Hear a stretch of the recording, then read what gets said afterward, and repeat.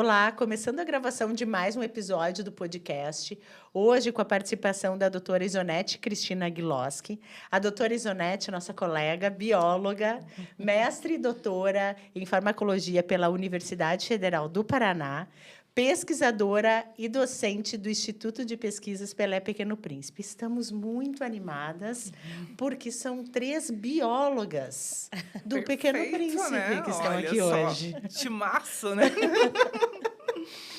Timaço, obrigada, Isonete, por aceitar conversar com a gente. Com temas assim que a gente gosta muito, essa tua área de pesquisa, que é a origem da gente também. Então, acho que vai ser muito legal a nossa conversa hoje. Obrigada pelo convite. Um prazer estar aqui com vocês, conversando nessa tarde. O prazer que é nosso, enorme, assim. A gente já queria bastante tempo falar com você e eu queria começar perguntando para você sobre a tua trajetória. Como que foi, né? Você escolheu o curso de Ciências Biológicas e depois começar na pesquisa e chegar hoje como pesquisadora do Instituto? Aham. Então, é muito louco, né? A vida leva a gente por caminhos que nem sempre a gente imaginava que fosse. Eu comecei com 15 anos, na verdade, no ensino médio, eu tinha um professor de biologia, e aí era aquele professor, sabe, que você admira, show. Aliás, eu sou muito grata a todos os meus professores, porque eles fizeram diferença na minha vida, tipo, de mudança de vida, né? Eu falo que eu tive uma origem bastante humilde, e aí consegui bolsa de estudos para um colégio particular. Eu estudava em colégio público, aí consegui bolsa. E aí, nesse colégio, esse professor, nossa, eu estudava, porque eu tinha que conseguir a nota para manter a minha bolsa, né? E aí ele, nossa, minha aluna, pá. E aí ele era de biologia. E ele me levou para um congresso de genética. Então, eu com 15 anos, nem entendia muito o que estava acontecendo. Mas aí eu pensei, vou fazer, é isso que eu gosto, assim, né? Aí fiz vestibular, deu tudo certo. Então, tu nem tinha dúvida, sempre foi biologia. Sempre foi. Aí eu me esforçava, assim. Aí tinha um professor de química que queria que eu fizesse química, né? Mas era nessa área sempre, sabe? Aí eu fiz vestibular, passei, né, na Federal. E aí... só que quando eu entrei na faculdade, era assim, umas épocas de moda, assim. Ou queria ser biólogo marinho, ou queria ir para genética, sabe? Isso. E eu queria trabalhar com vírus. Eu queria trabalhar com virologia. Totalmente fora da moda. Nossa, queria trabalhar com HIV, sabe? Que legal. Aí eu tentei uns estágios, não deu certo. Porque biologia era manhã, tarde e noite, era muito tempo, assim. E aí você não tinha muitas horas para fazer iniciação, né, científica.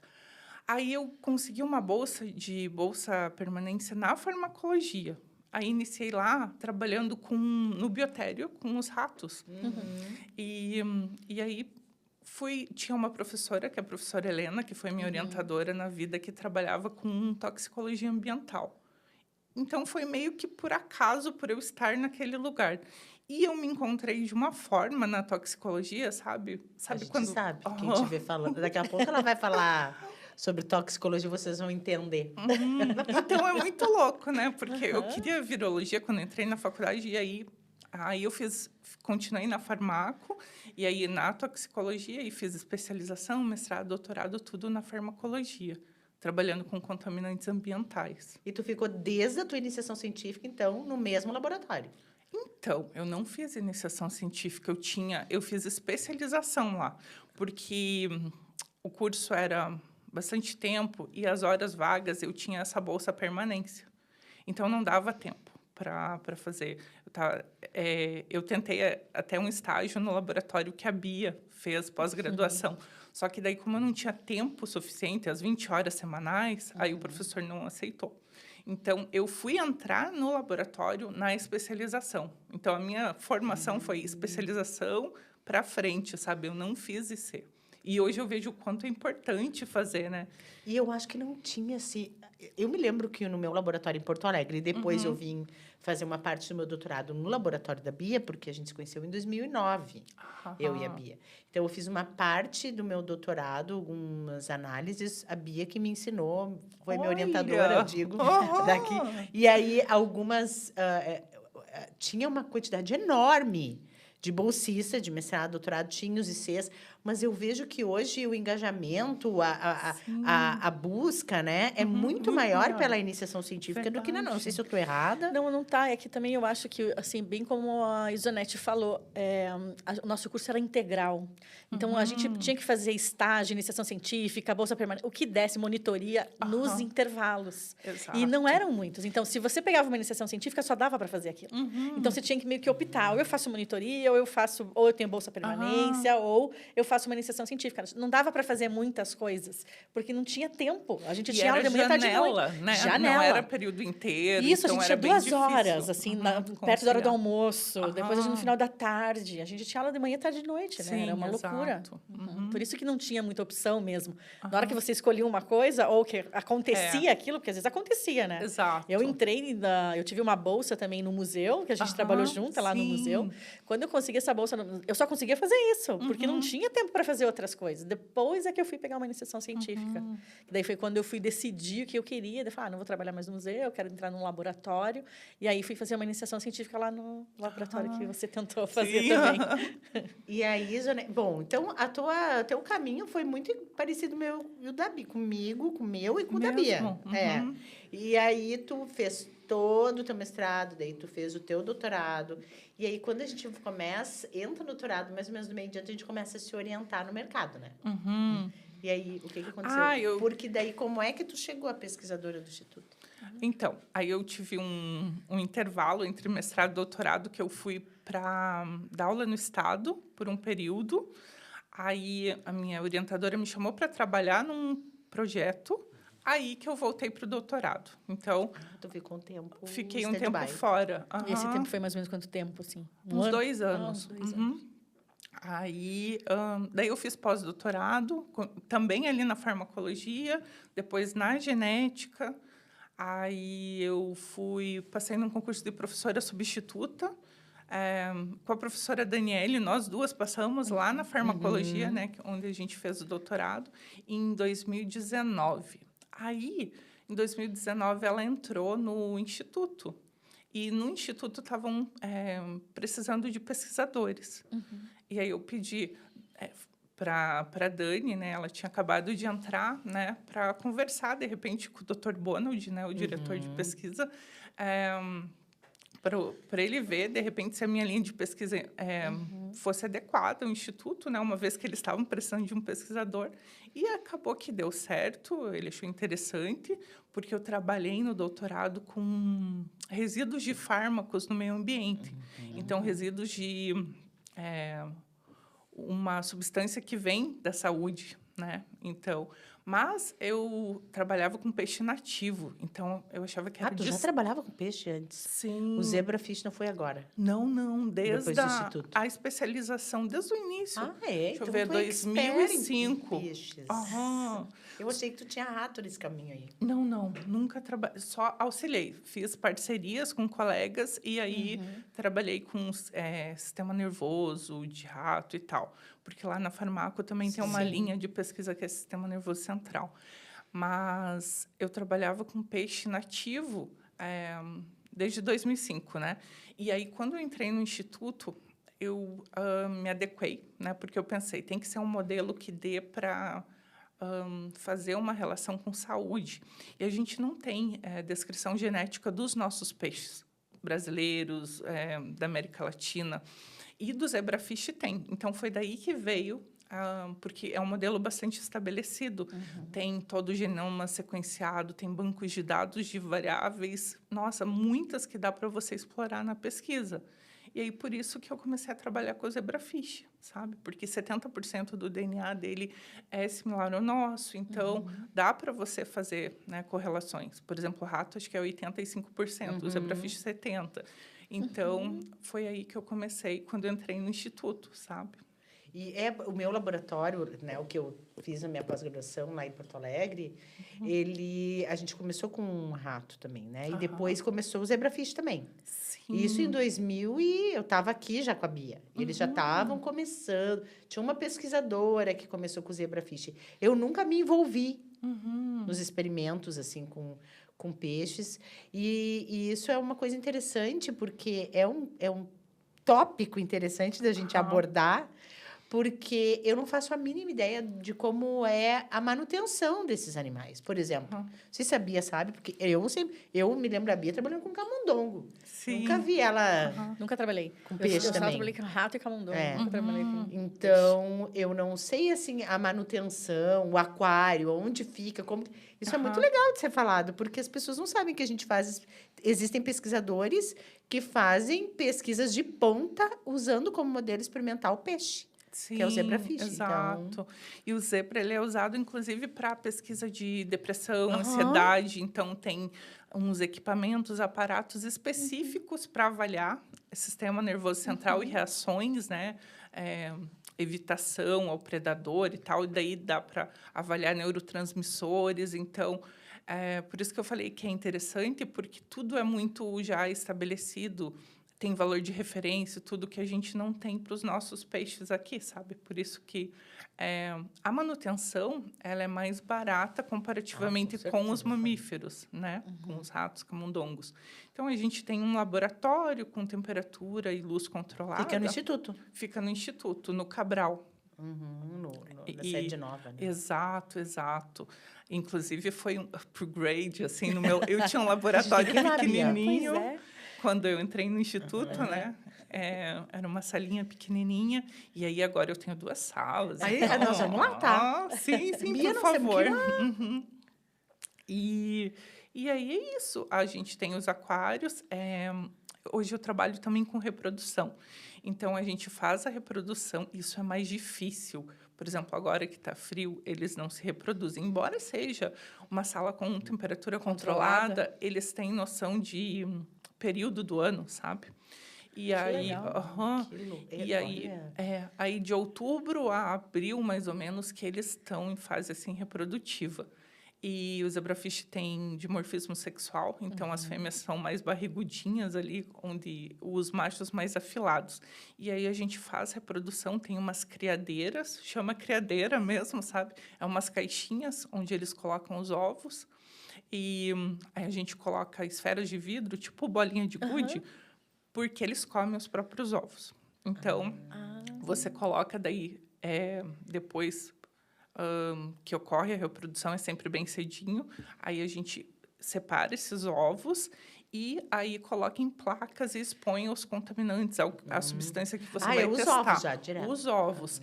E aí é muito legal que você consegue avaliar desenvolvimento embrionário. Isso que eu ia falar, que é igual ovo de galinha, né? Exato. Igual faz com ovo de galinha. E aí coloca um embrião por poço, numa placa de 24 poços, e coloca a substância teste, né? E aí você avalia se causa malformação, se tem, por exemplo, se os batimentos cardíacos estão ok, se dá para avaliar uma série de coisas, desenvolvimento de coluna. É a genotoxicidade, né? Também. Tu vai estar avaliando. Dose, dá para ver várias coisas, né? Sim, então ele é um modelo bem interessante. E quando você trabalha com embrião, aí é considerado ainda um método alternativo, sabe? Não considera já com um animal, assim, porque é uma fase, até 72 horas do embrião.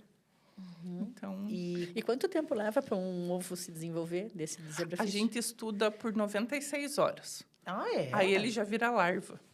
Nossa, é rapidinho. É rapidinho. Nossa, por isso tem que ter bastante. Tem que ter bastante. E produzir bastante ovos, porque precisa de um N grande, né? Sim, Tem que Mas ter vocês não- reprodutividade, né? Mas então tu fica direto dentro do laboratório, quando tá experimento. Sim, Direto, porque é 96 horas, esses bichos É. sem parar. Mas é que você coloca a dose e espera também. um exato. tempo. Você Mas vê a acontece cada que 24 eles sobrevivem, assim, até a sobrevivência é boa? do que do Eles embrião. vão, vai vingar? Isso é a minha pergunta. Depende Nunca do- trabalhei com peixe. É que depende da dose e depende da da substância que você Já tá aconteceu de expondo. perder os ovos? Sim.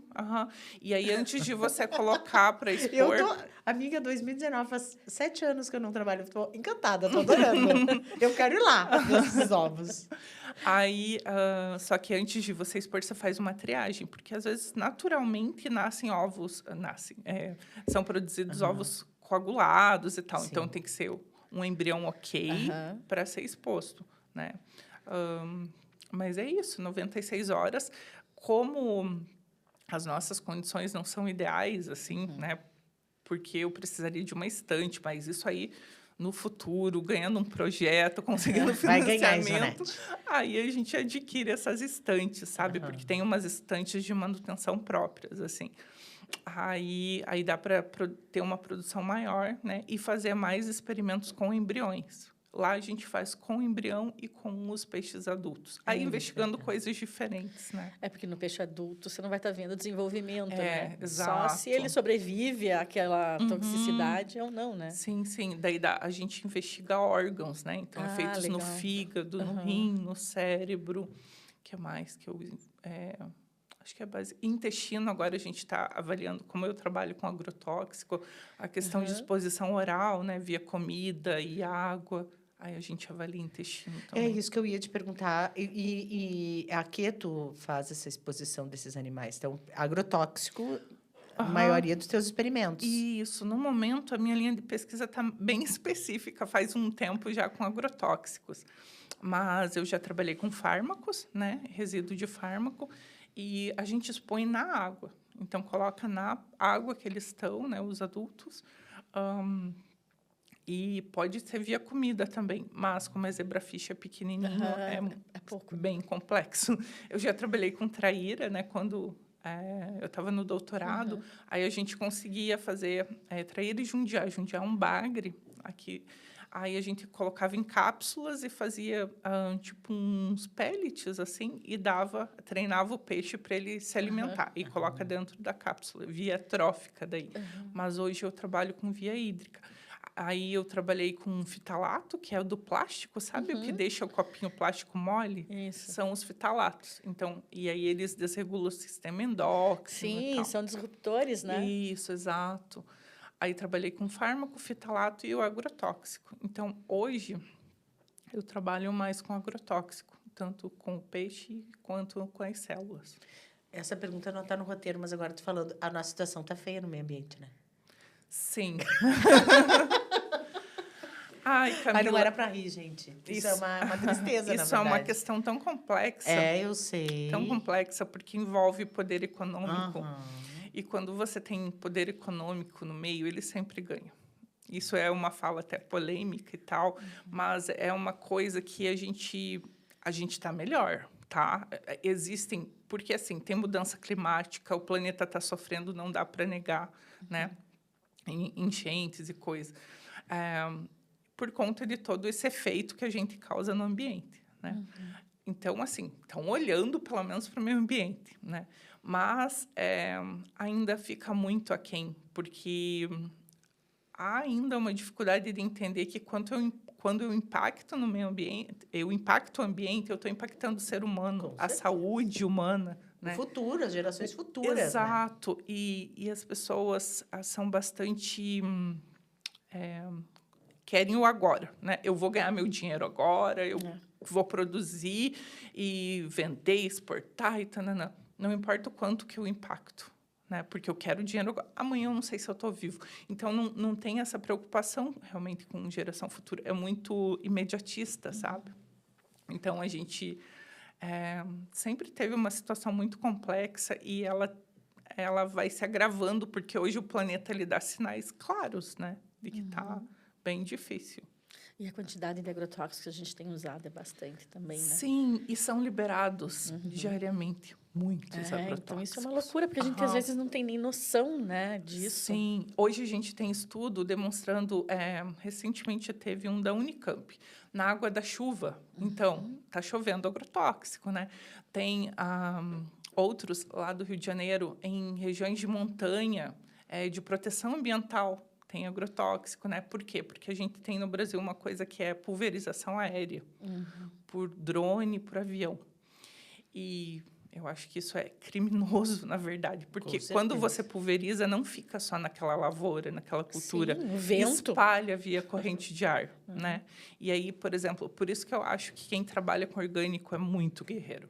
Porque para você conseguir um selo de que o teu produto é orgânico, são tantas etapas, é tão burocrático e na situação que a gente vive é tão difícil você garantir que a tua propriedade não é afetada, né? Então, pode vir de outras, né? Assim, a propriedade dele Exato. não usa. Não usa, Mas exato. o vizinho usa. Aham. E como eu vou garantir que aquele solo não está contaminado com a água, né, de irrigação? Não, e daí, assim, outra coisa que eu fico pensando é que a Bia mais... Eu fico meio nervosa quando eu leio as coisas. A Bia já, né, não fica tão afetada. Eu fico muito afetada com as coisas que eu vejo, assim. Então, eu paro de comer as coisas, eu não quero mais me alimentar com aquilo porque eu sei que estão usando produto, né? Então, eu faço um controle nutricional que eu posso usar pão de tal forma, posso comer, né? Só que eu vi agora que esse pão diz que é o pior pão. Eu estou de dieta. Controle nutricional, regulando a minha alimentação. E o pão que eu mais gosto de comer é um dos mais tá no top dos ultraprocessados. Eu fiquei em pânico, gente. Eu disse, meu Deus, eu vou ter que virar padeira. Vou ter que fazer o meu pão de forma em casa. Aí você tem o trigo, né? Aí você vai usar trigo orgânico. É isso. Não, daí corta tudo. Daí Exato. Corta pão, trigo, e daí morre de falta de nutrientes. É porque a gente, na verdade, está ilhado, assim. Não tem muito. A gente não tem por onde correr. O que, assim, não tem. Inclusive, eu falando de agrotóxico, a gente pensa, sei lá, na tua salada, no teu feijão, no teu arroz. Mas, recentemente, saiu do IDEC, né? Instituto de Defesa do Consumidor. Eles têm publicações bem interessantes avaliando em ultraprocessado. Então, em bolacha... biscoito, né? A gente fala bolacha. Naqueles nuggets. Por quê? Porque é feito de trigo.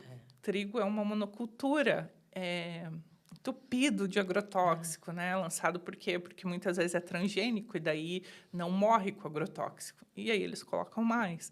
Então, mesmo nos ultraprocessados, eu posso me alimentar só de bolacha. Não vou comer a salada porque eu não quero ingerir agrotóxico. Mas aí eu como a bolacha, o nugget, a coisa que faz mal para a saúde, naturalmente, né? E tem um agrotóxico das mesmas formas, sabe? Então... mas o arroz, o feijão, a base da nossa alimentação, Isso, você entende? Exato. Aí eu posso cortar a salada, eu posso cortar o pão, eu posso cortar... Tudo mas tem. e o arroz e o feijão? A gente vai comer o quê? Sim, quando a gente tem agricultura familiar, que eles produzem esses alimentos básicos, aí em menor grau, sabe? Tem uso, obviamente.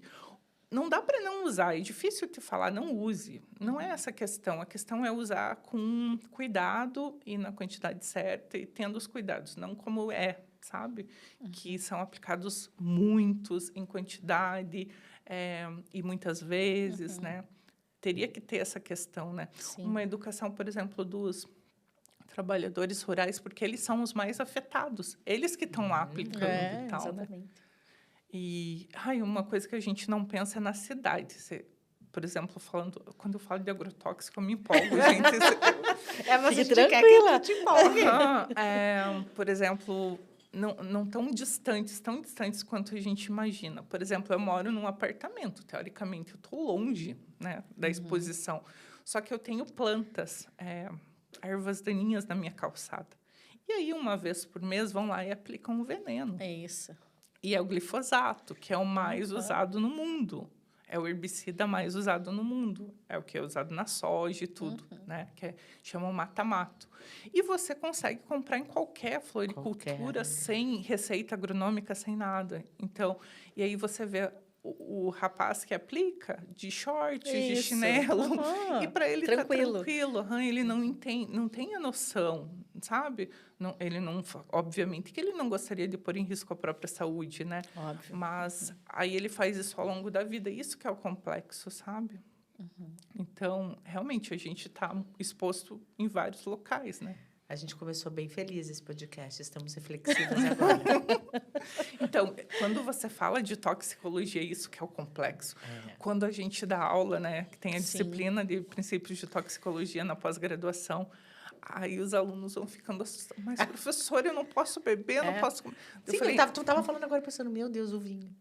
Eu pensei, o vinho, tudo cheio de agrotóxico, aquelas uvas. Então, a gente fez uma revisão sistemática sobre... Eu vi! Sobre as uvas? Eu mais ou menos peguei essa tua fala na jornada acadêmica da enfermagem. Já me tremi. Já fiquei me tremendo lá atrás do auditório. Fala, pode falar. Aí, O tema era exposição a agrotóxicos durante a gestação, de pais e mães, exposição, né? Exposição ocupacional. Aí, com o tempo, a gente viu que que era interessante falar sobre proximidade geográfica às culturas. E aí a gente incorporou no trabalho, aumentou, né, o escopo do estudo para a proximidade geográfica. E aí o que a gente viu que tinha mais relação entre defeitos no tubo neural, que era o nosso estudo, a anencefalia, espinha bífida, que foram os que mais apareceram, foi proximidade geográfica. Então, eu morar perto de uma cultura. Tá? E aí tinha uma das culturas citadas eram os vinhedos, que deu uma correlação positiva entre loucura. as mães que moravam perto de vinhedos e outras que iam passear, fazer a caminhada, né? Porque é importante na gestação. Você caminhar. Ou mesmo eu moro ali perto, né? Campo, vou dar uma caminhada. Natureza. Natureza, não é mesmo? Aquele ar puro. Tô apavorada com isso. E aí era perto, assim, Sim. sabe? 100 metros, 400 metros, 1 quilômetro. Era o estudo que era mais distante, era 1 quilômetro. Então, e deu essa correlação. E a gente tem bastante dados com essa relação das uvas, né? Então, complexo. Vamos encerrar já, gente. Tudo bem? Mas é uma loucura. Mas sabe uma coisa que eu fico curiosa? Porque você testa isso pensando no peixe adulto, né? Que talvez dê para fazer uma correlação um pouco maior em relação ao que acontece com a gente. Né? Mas como que faz essa processo? Você também usa células para poder fazer essa relação e tentar chegar o mais próximo possível? Isso. A gente também trabalha com células humanas daí, né? Aí eu trabalho com célula de pele, pensando em exposição ocupacional, né? E célula de intestino. A gente já fez alguns trabalhos com célula de sistema nervoso também. E aí, para ter um panorama mais próximo, por exemplo, então, eu testo a célula de acordo com o que eu estou buscando avaliar, né? Então, a gente tem testo misturas. Porque quando um agrotóxico vai ser liberado, a indústria, né, que fabrica, ela faz todos os testes toxicológicos. Só que ela faz para um produto único. E, na prática, o que o trabalhador, o agricultor, ele aplica na lavoura é uma mistura. Então, ele aplica um para matar a erva daninha, para matar o inseto, o fungo. Então, ele faz uma cauda, misturando herbicida, fungicida, inseticida. Cada cultura tem uma forma específica. E aí a gente testa isso, porque não tem dado disso, sabe? Não tem dado de mistura. Os dados toxicológicos que tem é do produto isolado. Só que ele nunca é usado isolado. Nunca é usado isolado. E aí, Doideira.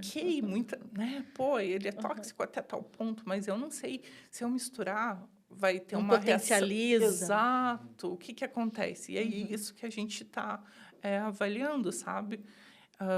E aí tem resultados bastante impactantes de mortalidade celular, por exemplo, de célula de intestino, célula absortiva, né, que daí vai impactar toda a nutrição. Sim. E aí a gente trabalha também essa linha com o cultivo de células humanas também. E é bem interessante fazer essa relação com células do intestino, né, porque esse consumo, né, exagerado de agrotóxicos sem a gente querer, né? Sem a gente saber, às vezes, aumentou o número de tumor, né? Sim, exato. No intestino. Outra coisa que é interessante, mas não. Por exemplo, o glifosato, esse que eu citei, que é o mais usado no mundo, né? Ele tem alguns estudos, e aí que é polêmico, né? Porque tem agências que classificam ele como potencialmente carcinogênicos e tem umas que não, né? E aí o Brasil resolve dizer que não é. Sendo que era melhor dizer que era, mesmo sem saber, né? E aí teve um americano que ele ganhou uma ação de bilhões contra a fabricante do glifosato, porque ele teve exposição ao longo da vida. E aí o glifosato especificamente, ele tende a desenvolver leucemia e linfoma. Então, é específico, né? E aí ele demonstrou. Isso foi muito bom, porque é difícil você relacionar um porque não vai, se você for exposta hoje, não vai acontecer nada. Aham, sim. O problema é ao longo da vida, um pouquinho cada dia, né? E que é o que ocorre com a gente tomando água, né? Água. Nem me fala, eu tomo muita água, gente. Isonete. A gente tem também no Brasil o CISÁGUA, que monitora os agrotóxicos na água, né? E eles monitoram 27 agrotóxicos. Não sei por que 27, podia ser 25, 30, mas são 27 que eles monitoram, né? Monitorar também é difícil, porque você tem que ter um método químico para cada substância. E também não, e de acordo com os estados não altera a quantidade? Sim, exatamente. Por exemplo, no norte do país a gente não tem os dados porque não fazem lá as análises, né? Porque são regiões difíceis. Mas talvez tenha até mais do que aqui, Exato. por estar mais próximo à lavoura. Tem muito resíduo Claro, na talvez Amazônia. Talvez nas que é um cidades absurdo. maiores menos, mas a proximidade, como você falou, né, por localização ali, proximidade. E aí encontra na água, né? E, tipo, a dificuldade é que, assim, o nosso tratamento de água, os métodos utilizados, eles não eliminam químicos, né? Até uma questão que eu trabalhando com as alunas da área de saúde, tem toda essa questão de limpeza, de cuidados, né? Que tem que ter essa asepsia. Daí, é diferente ter asepsia de bactéria do que você eliminar um resíduo químico, né? Que é o que a gente trabalha. Eu até falo, olha, são coisas diferentes, calma aí, né? Porque o nosso tratamento de água elimina a bactéria. Então, não elimina resíduo químico, né? Então, acaba ficando. Então, muitos agrotóxicos, fármacos também, são detectados na água, sabe? No chuveiro, né? O vapor do chuveiro, né? Sim. E aí tem essa questão de potencializar por temperatura, às vezes ocorre, dependendo da substância. Resumindo, sem pão, sem arroz, sem feijão e sem banho agora. Olha, horror, gente. que horror, né? Sem água também, né? Sem desidratado. E sem vinho, nem nada, né? Então, a gente é igual plástico, né? A gente Não, isso ficou aí eu fico dependente. horrorizada, gente. Ficamos dependentes dos plásticos. Aham. Não tem como, a gente não Exato. vive sem plástico. Você tenta tirar os plásticos, sempre tem alguém que Tudo. faz alguma coisa para voltar um plástico, né? Aham. Impressionante. Então, assim, o que dá para fazer é você tentar reduzir ao máximo a tua exposição. Porque no mundo que a gente vive, não tem como. Teria que voltar, sabe? E não vai voltar. Porque daí, quando a gente fala sobre isso, é a questão de desenvolvimento, Total, né? sabe? E aí a gente está indo em sentido desenvolvimento e contrário. economia, não tem como. Exato. Ninguém vai querer voltar. Só que daí a gente tem esse ônus, que é contaminação ambiental. Não, a gente quer voltar para a qualidade de vida que tinha antes, mas a gente não quer voltar para a estrutura que a vida era antes, né? E não sei se é possível, né? Eu acho que não As duas coisas, não. Acho que não. não é, não. Não é possível mesmo. Isonete, tudo isso que está falando é assim. É importante a gente ouvir, é importante e a gente fica um pouco assustada, né? Sim. Eu já tinha assistido, assim, comecei a ver uma parte da tua fala na jornada e eu achei, assim, fiquei impressionada quando eu te ouvi falando. A gente convive, mas a gente nunca tinha ouvido uma outra falar, né? E aí é meio assustador, assim, mas ao mesmo tempo é uma área tão importante. Né? É uma área de pesquisa que ela não vai poder deixar de existir nunca. Se vocês vão conseguir resolver o que está acontecendo, isso são outros 500. Só que eu acho que para os estudantes isso deve ser encantador, essa área. E aí essa a minha pergunta, como é que é o teu laboratório, a estrutura, quantos ICs tu tem? Não sei se a Bia quer falar mais alguma coisa, mas, assim, quantos mestrandos, doutorandos, como é que funciona para entrar? Eu, às vezes, faço umas cartas, né, de recomendação dos orientandos de vocês. Eles pedem para mim para entrar no mestrado, doutorado com vocês. Então, eu queria saber como é que funciona o teu grupo de pesquisa. Então, é curioso que nesse ano, desde o ano passado, eu diria, eu tinha mais alunos da biomedicina, né? E a partir do ano passado começou a surgir procura por alunos de enfermagem, Que legal. que aparentemente está distante, né? Mas na jornada de enfermagem esse ano é sobre saúde ambiental, né? E esse impacto. Eu tenho hoje 6 ICs, que são da medicina, 2 da medicina e 4 da enfermagem. E aí tem um processo seletivo para iniciação científica, né? Que é feito na faculdade. Eles se inscrevem, é um período de 1 ano que pode renovar, né? Minhas alunas defenderam todas da pós-graduação no passado, então eu estou com uma aluna de doutorado e estou em busca, inclusive, de novos alunos, né? Tem 2 fazendo o projeto, mas alunos de doutorado seria interessante. E aí, para entrar, tem um processo seletivo da pós-graduação, então o aluno entra em contato com o pesquisador, a gente vê um projeto, né? Eu nunca imponho projetos, sabe? Por exemplo, ter os meus e, faça. Porque eu acho que a pós-graduação ela é desafiadora. A ciência é desafiadora, então não vai dar tudo certo. Eu falo que quando dá tudo certo, desconfio. Isso. Não é normal. Então, ao longo da pós-graduação, a gente tem desafios, as coisas não dão certo, é difícil, às vezes você faz o experimento e dá resultado negativo, e tem que, né, ver outras questões, ter um plano B. Então, é importante que o aluno escolha um projeto que faça brilhar os olhos. Eu sempre falo. Então, olha a minha área de pesquisa, pensa em algo que está correlacionado, né? E aí escolhe um projeto, e aí a gente desenvolve esse projeto, escreve, né, conversa, faz reuniões, e aí, no processo seletivo, apresenta o projeto, né? Tem uma prova de inglês, que é para verificar se sabe ler os artigos científicos, assim, e uma entrevista. E aí que entra no mestrado ou doutorado. Avaliação do currículo também. No processo seletivo, né? Isso, E me conta, como é que foi essa tua transição do Instituto para a sede nova? Como é que eu trabalho no Instituto?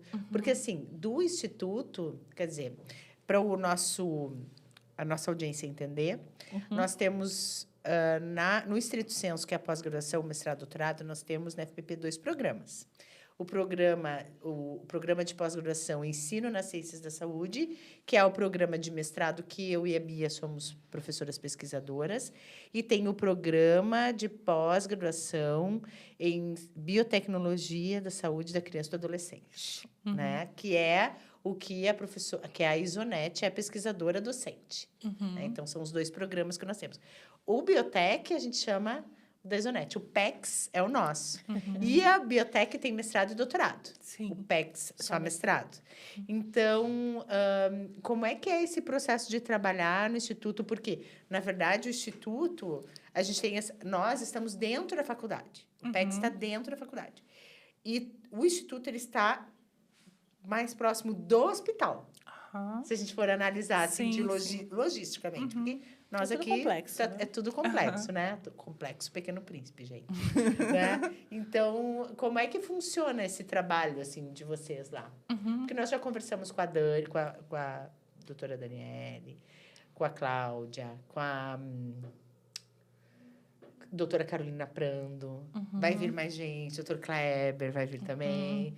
Então, assim, queria saber como é que funciona essa logística, essa inter-relação entre vocês. Assim.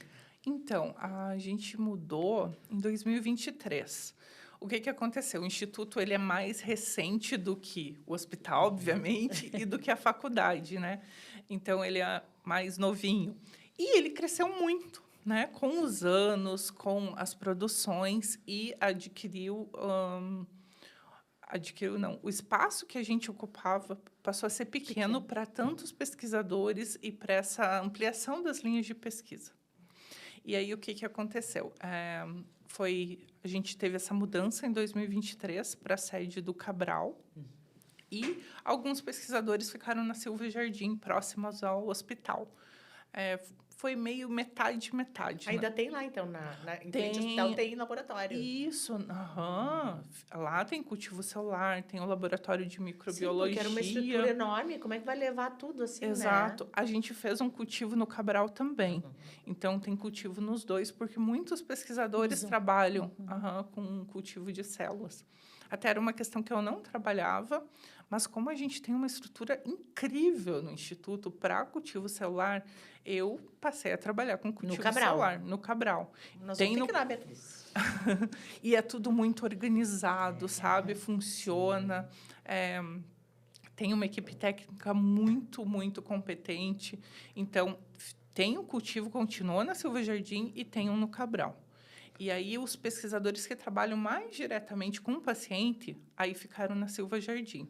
Então, que recebem amostra, né? O biobanco está ali perto também. Aí ficaram na Silva Jardim. E os que trabalhavam mais com animais foram lá para o Cabral.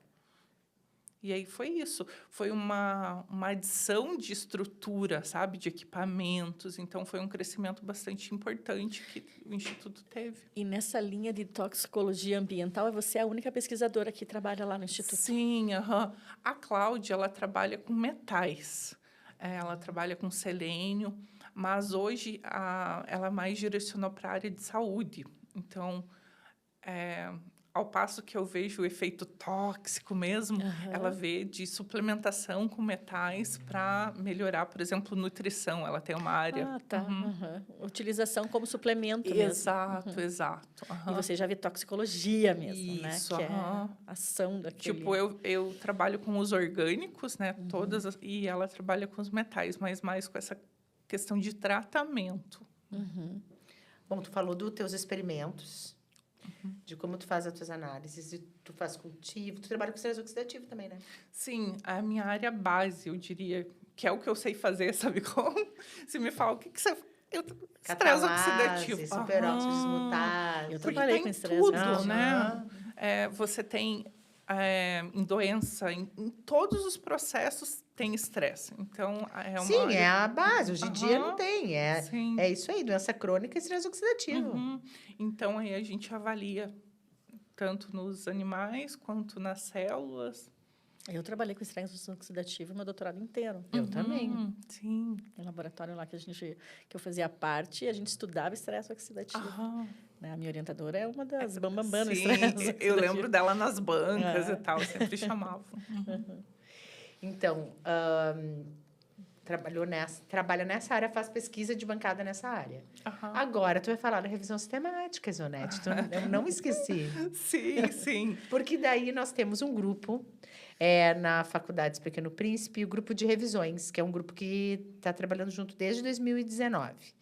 Então, ele é idealizado pela doutora Rosiane Mello, e esse grupo conta com a participação de todos os pesquisadores que estão interessados em desenvolver, aprender revisões narrativas, integrativas, sistemática, scope, meta-análise e umbrella. Meu Deus, né? São muitas. São muitas.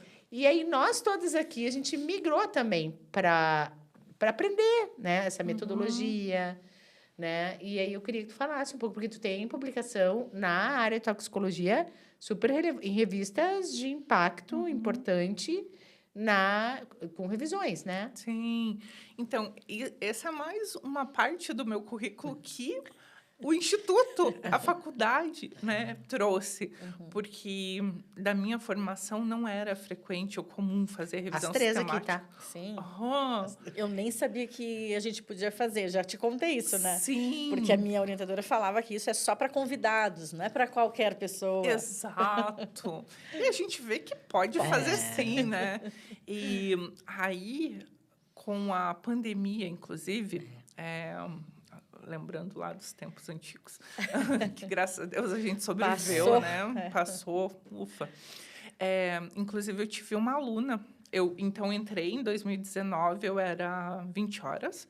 E aí, em 2020, passei a 40 horas. E aí, dedicação, né, mais exclusiva, assim, ao Instituto. E aí, veio a pandemia. E eu tinha aluna de mestrado. E aí, a gente tinha aquela dificuldade de locomoção, né? Não podia sair de casa e tudo. E aí, a gente teve que adequar as publicações, porque a produção, você continua fazendo ciência, né?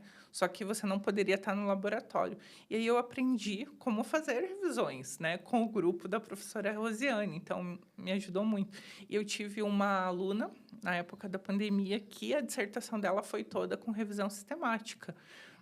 Foi a parte de genética, exposição a agrotóxicos e genética, com revisão sistemática. Então, a gente conseguiu publicar numa revista de Impacto 10. Foi um bom trabalho, né? Nossa, impacto. Era, acho que é Stotten, na época. Aí, então, nossa, e foi muito bom. E conseguimos, e nem teve grandes, sabe, questionamentos dos revisores, foi bem ok, assim, a parte de revisão. E depois dessa aluna, eu tive mais uma que foi mais recente, que daí a gente trabalhou com HPV, com hesitação vacinal em relação ao HPV, que também a gente fez a dissertação, foram 2 revisões sistemáticas, uma está em processo de publicação, outra foi publicada. E aí eu estava olhando meu currículo, tenho várias já publicações, porque, inclusive, em 2023, a gente ganhou um edital de síntese de evidências do SUS, e financiado pelo CNPq, que era para avaliar exposição de gestantes a agrotóxicos e desenvolvimento de malformações de tubo neural. E aí, era uma revisão sistemática também. Tu ganhou edital com a revisão? Ganhei um edital com a revisão.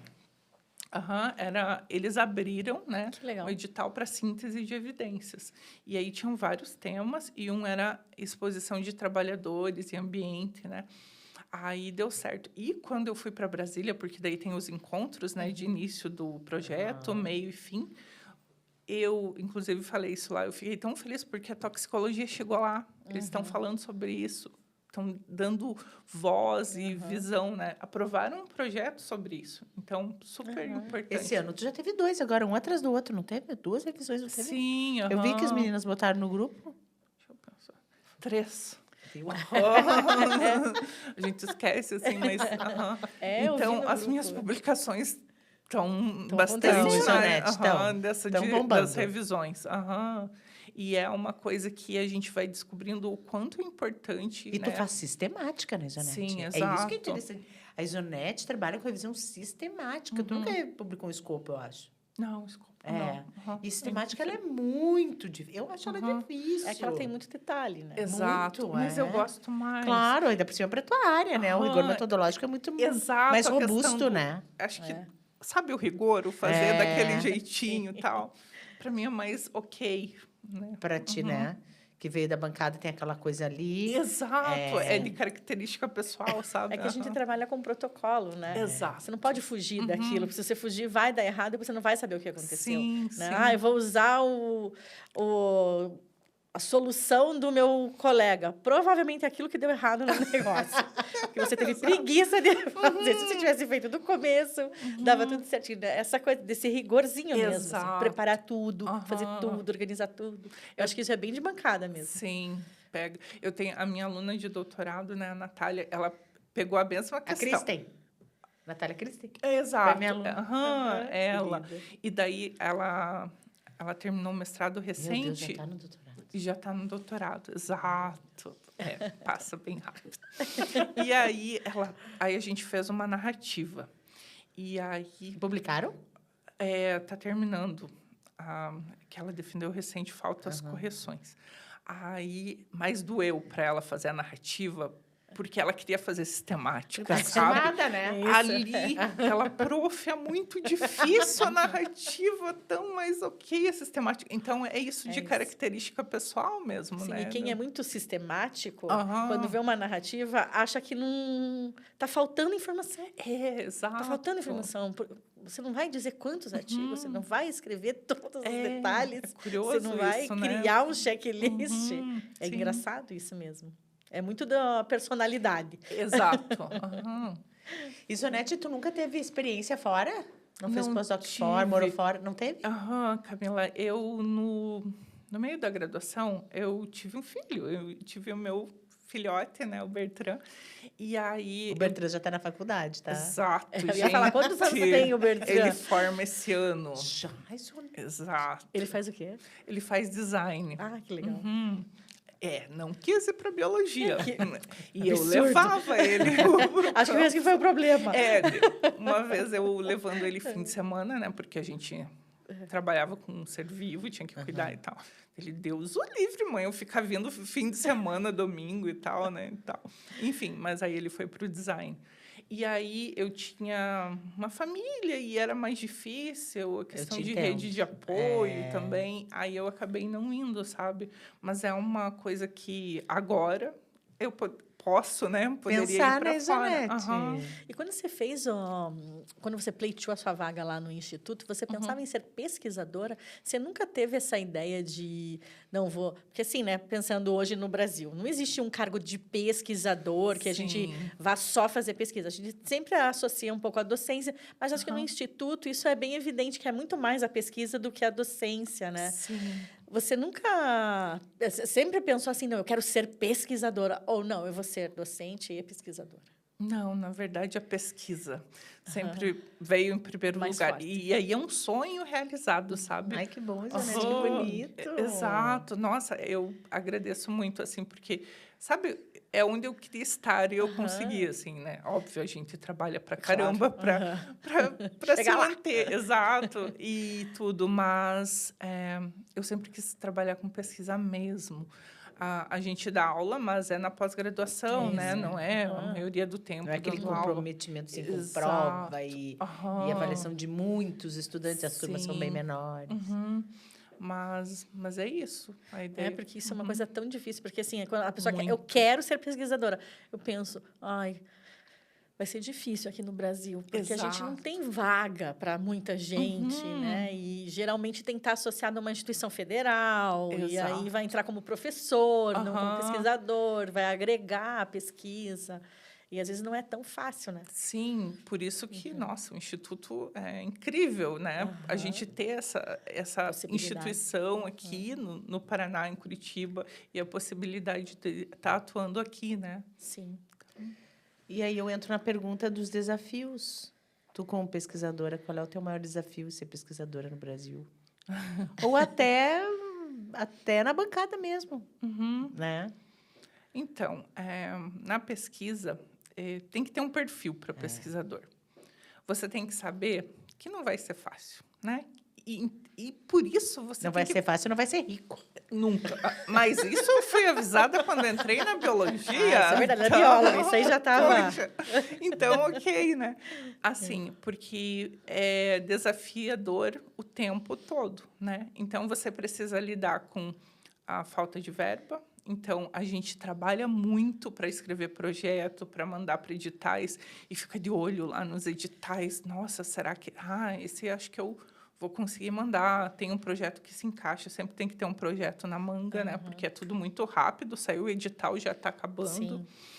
E hoje eles pedem que seja cada vez mais pesquisas em rede, então fazer os networkings, né? Essa questão. E trabalhar com o ser humano. Então, você tem que aprender, né, a interagir com seres humanos. Seja os seus alunos, os outros pesquisadores e as pessoas que são complexas. Então, você tem que ter essa maleabilidade, né?